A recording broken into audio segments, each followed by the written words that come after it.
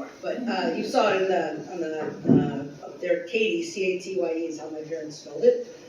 It's spelled wrong, but that is how they spelled it. It's a story of my life here. So, well, I want to thank you, and it's an honor to be here as part of the ACE Women's Fall event. First, I do want to thank Dr. Samuel for thinking of me. I want to thank Penny Tucker, who, as we already acknowledged, is not here. I knew that before because Penny is actually one of my students this semester, and she had told me she was going to be gone this week. But I want to thank her for communicating with me about the details of today's events. And finally, for Dawn Cousineau for asking me to speak today on behalf of the committee. This is an example of strong women lifting each other up. Before I begin my prepared remarks, while I have your attention, I want to take just a minute and put a brief spotlight on Dawn Cousineau. Since I began at LCC 4.5 years ago, Dawn has been the Communication, Media, and the Arts Department Director, my immediate supervisor. And as most of you know, Dawn recently accepted a new position at the college, and for fear of sounding dramatic, my heart is a little bit broken. I want each of you to know how incredibly lucky I feel to have gotten to work so directly and closely with Dawn. As a result of Dawn's leadership, I have felt seen, I have felt heard, and I have felt supported in a way that has given me the confidence to trust myself in the work I do here. Thank you, Dawn. You know I appreciate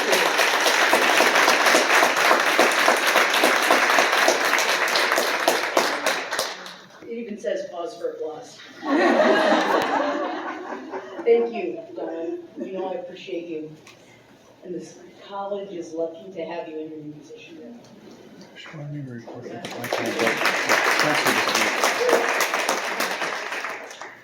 In August of 1977, my parents sent me to kindergarten.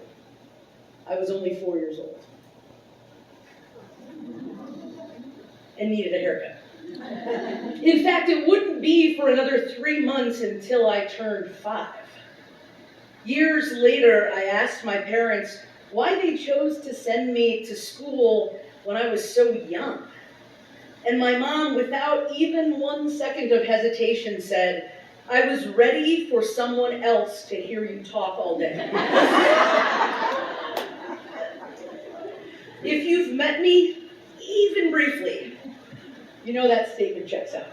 In fact, I can show you years and years of report cards that will demonstrate that many of the teachers in my life, it seems, were also not thrilled to be the ones who got to hear me talk all day.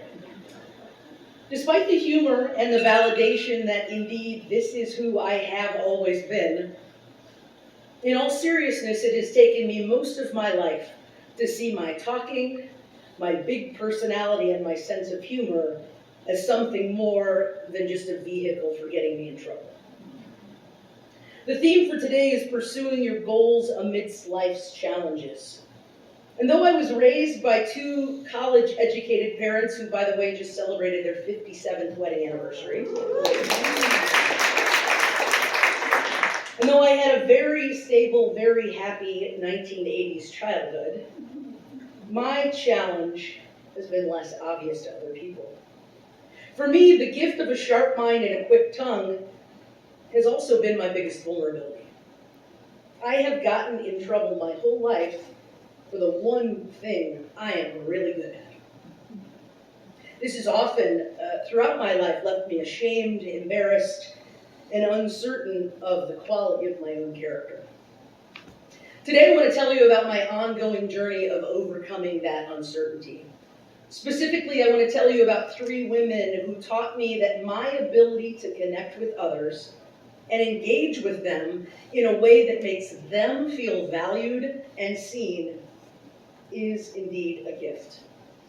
First, a high school teacher who truly saw me, then a boss who dared to make me better, and finally, a historical figure who challenged the role of women when the norms had long been established. And I'll close by offering some thoughts about the importance of how we can be scaffolding in each other's journeys. Being the younger sibling of an impressive, overachieving, straight A student was never an easy act to follow. My brother Jeff was and is smart, talented, and funny. Plus, he was always studying and working hard to be better. I learned from a very young age that my brother Jeff was going to be the objectively good student in our family, and I was going to be the fun one? Years later, I was actually wise to let him be the overachieving Palomino child, because as a grown-up, he grew up to be an attorney as a colonel in the U.S. Air Force, and his last assignment before he retired was as a lawyer on the National Security Council at the White House. See what I've had to follow my whole life? Despite being a teacher's kid, school was not always easy for me. I couldn't sit still. I couldn't listen. I couldn't keep my smart mouth shut. This was when I began to realize what would become my lifelong challenge. I loved making people smile, but I did not always, and even now, have the discipline to know when to stop. For most of my school years, to be honest, my favorite teachers were those who just simply didn't send me to the hallway for talking too much. I loved the teachers who loved me. I loved those teachers because they let me get away with the bare minimum. Because as my first grade teacher said on my report card, quote, "Katie is charming and delightful." Marilyn Schropa, my 10th grade geometry, was one of those teachers. Though I didn't realize it then, Mrs. Schropa approached teaching math with the understanding that we are not all math scholars. She reassured us in her gentle approach that if you did your work and paid attention, that she would work with you to pass the class. This was something I could work with. I did all of those things, and I always participated in class discussion, even when I had no idea what I was talking about. I grew up in a very small town in central Illinois, and that meant that I was a regular babysitter for a lot of my teachers. The Schropas were no exception. More than once when I would babysit, Mrs. Schropa would say, "Bring your geometry homework over with you this weekend, and when we get home, I'll help you with it." That simple gesture is exactly how I passed, very impressively, my geometry class with a C+.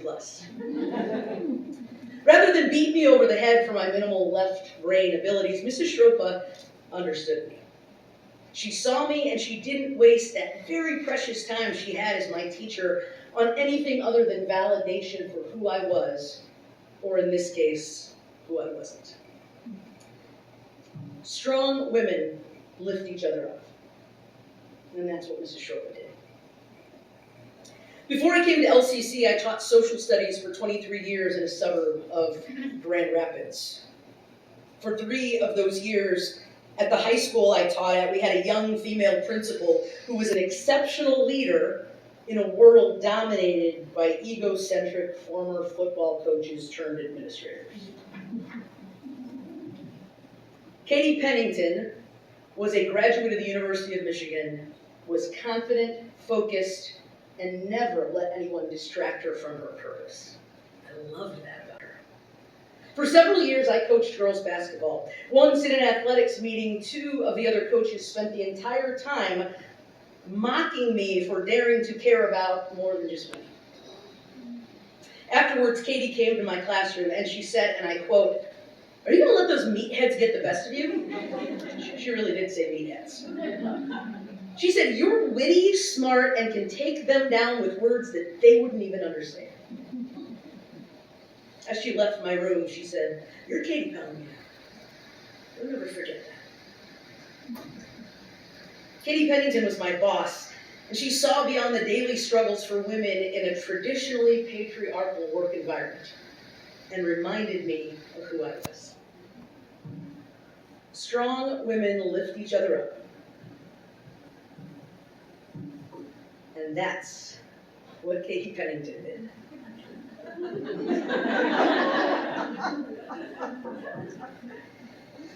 Lastly, as some of you are aware of, I named my dog Eleanor Roosevelt.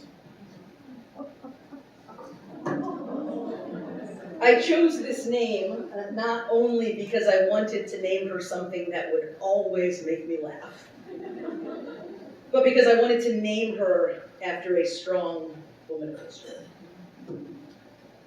This Eleanor Roosevelt was not only a strong woman of history, but First Lady Eleanor Roosevelt, with her disregard for tradition, as someone more interested in policy than in picking out China patterns in the White House, was something I could relate to.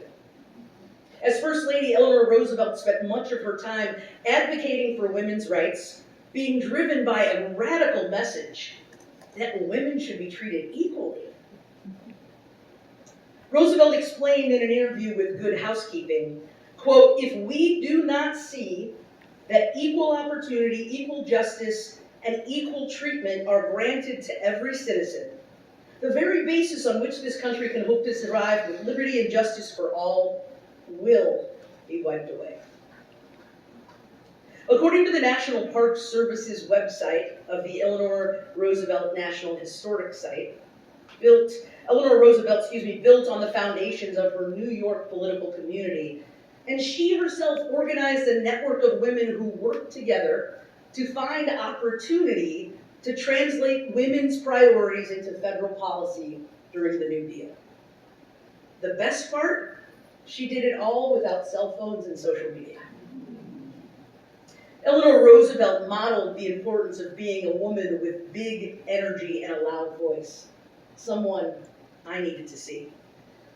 She also normalized women working with each other rather than against each other. Strong women lift each other up, and that's what Eleanor Roosevelt did. These three women, Marilyn Schroeppler, Katie Pennington, and Eleanor Roosevelt, in their own ways have helped me grow farther away from the shame and uncertainty, and today, at age 51, closer than I have ever been to being the very best version of myself. Former Secretary of State Madeleine Albright famously in 2006 said, quote, "There is a special place in hell for women who don't help other women." It is heartbreaking that we are notorious for struggling to support one another as women. We have so many things to be fighting for, we cannot afford to be fighting each other. We need to do better. So how do we do that? Lean In, an organization that helps women reach their goals, recommends 3 simple things we can do right now, today, to become advocates for the strong women around us. First, make sure women's ideas are heard. Second, celebrate women's accomplishments. And my favorite one, when you admire something about another woman, tell her. It is because of these impressive women in my life and all of the impressive women in my life doing these very things that I have felt empowered and have been slowly chipping away at the mental block of self-doubt about what I say and what comes out of my mouth that I've been removing, that I carry around with me often. I'll leave you with this. In May of 1994, I graduated from the University of Illinois with a bachelor's degree in speech communication. The speaker at our commencement ceremony was the First Lady, at the time, Hillary Rodham. I remember my brother, who graduated 2 years before me in Illinois, saying, "Katie's class has Hillary Clinton. We had some astronaut that no one cares about." like I was in charge of her or something. To be honest, as a 21-year-old on the verge of being a real adult, I don't really remember a lot about what she said that day. But I do remember her final words, in which she offered a double thumbs up and said, "Godspeed, graduates, Godspeed." According to definitions from Oxford Languages, Godspeed is an expression of good wishes to a person starting a journey. I remember thinking, Godspeed to you too, Hillary Clinton. It wasn't long after that before her own journey would become historical and consequential for women everywhere.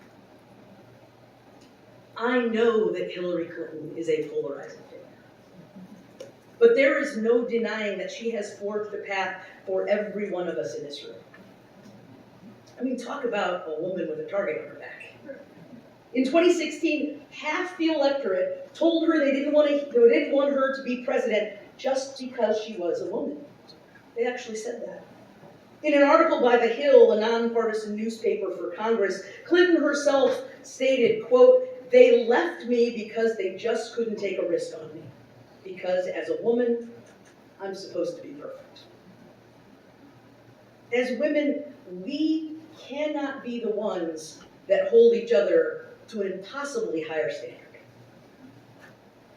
Complement each other, support each other, and be intentional about telling everybody you know all about the many impressive women in your life, just like we're doing here today.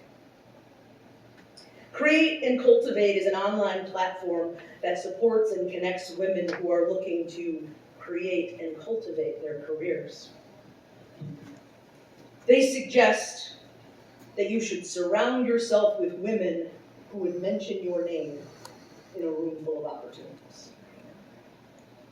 Thank you for listening, and thank you, Dawn and Dr. Samuel, for being women who indeed mentioned my name in a room of opportunities. Thank you.